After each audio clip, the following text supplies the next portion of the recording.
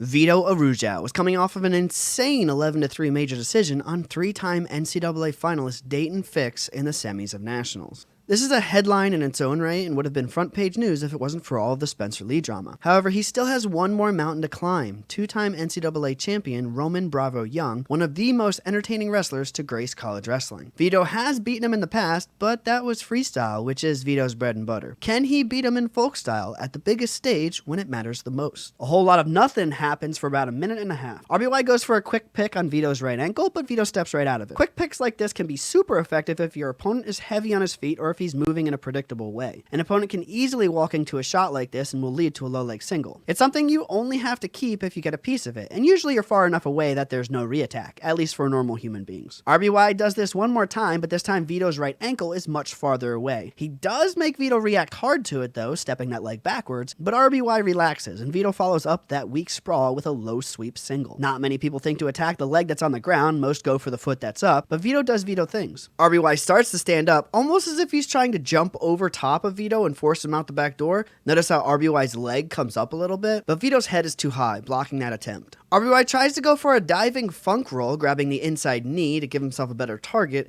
but Vito quickly catches the far shoulder, so RBY wisely bails to avoid giving up an easy takedown via crossface. Vito lifts the leg again into the same position. Vito does a front trip while having RBY's right wrist controlled. This makes any attempt at a diving funk roll fail entirely. At about the 1 minute mark, RBY gets up to his feet. Vito has no interest in trying to hold him down. RBY posts his left wrist out and gets his escape 2-1. Just a couple seconds later, RBY gets a collar tie with his right arm. Vito does a quick pass by, pushes the elbow to the right side, but barely tries to control it. He immediately lowers his elevation and circles hard to the left and catches RBY's right ankle. He comes up with the ankle and wraps the far hip. This is a little dangerous because your opponent can grab a whizzer and try to slam your face down, but Vito is too close at this point, making RBY's whizzer super weak. Vito reaches across the body for a body lock, which leaves RBY no choice but to try to do a lat drop, which fails spectacularly. It was a long shot anyways, he didn't have an underhook on the far side, but something to try. Vito almost gets back points out of it, but settles on top up 4-1 from a sick low ankle shot. Start of the second, Vito chooses down. Vito stands up to his feet. RBY goes to a claw ride and later wrist control before just trying to drop down to a double. Vito underhooks RBY's right arm, which forces RBY to a high single. There are many ways to finish this: front trip, back trip. You can whip the leg down to get your opponent off balance, but RBY looks too comfortable here and just waits for impending doom. Vito gets down to a knee, likely to prep for a funk roll or an ankle pick should one of RBY's ankles get too close. He could also use that whizzer, circle away, and pull RBY back down to the mat, giving him a little bit better of a position. The possible ankle pick here for Vito is dangerous. Your head gets closer to your leg, which could lead to a cradle. So if you're looking for something like this, you do have to be careful. RBY keeps his hand posted on Vito's head, warning him of an impending cradle.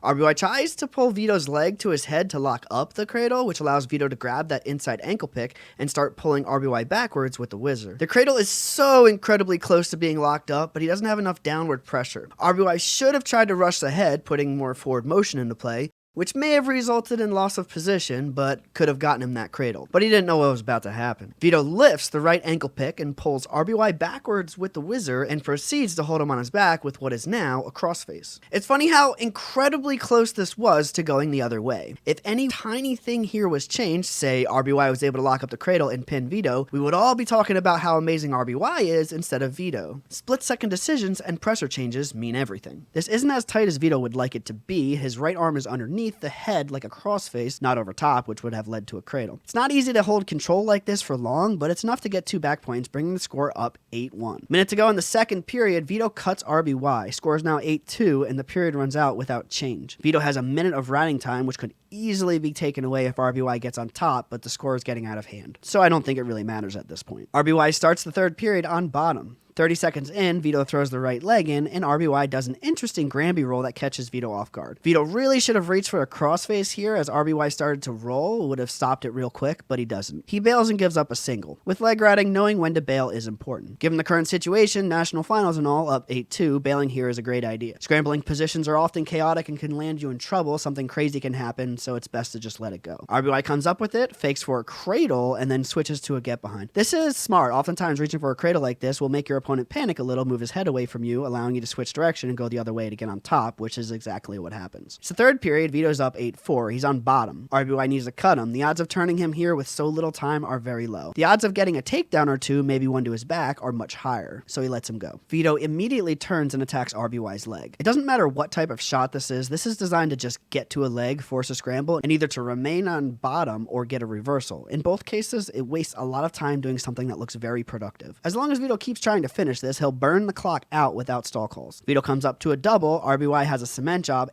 It looks like RBY is going to try to do a flying cement job, roll backwards, and put Vito on his back like Bo Nickel did against Miles Martin, but he doesn't pull the trigger. He must have felt Vito's hips drop a little bit and prepare himself for that, and so he didn't try it. Vito lifts RBY and almost puts him on his back, but ultimately settles for an escape, bringing the score to a 9-4 lead. Challenge brick is thrown, overruled. The rest of the match mostly involves RBY stalking Vito and Vito grabbing his leg, forcing a scramble without any real attempt to finish. They are inside of a minute, all he has to do is burn out the clock, and he will have finished an excellent tournament that shocked the entire NCAA, so I don't blame him for this. While it was unfortunate to see RBY get dismantled like this, he's one of the most entertaining wrestlers to watch. He's still a 2-time champion, 3-time finalist, which is an amazing career. He looked a little apprehensive this match, had a few opportunities to do some crazy things, but just didn't seem to pull the trigger when he needed to. And Vito, well, he made one of the quickest wrestlers in the NCAA look slow. Vito's last two matches here can be summed up as a constant attack while always finding good positions. Vito got OW for his performance, very fitting, very well deserved.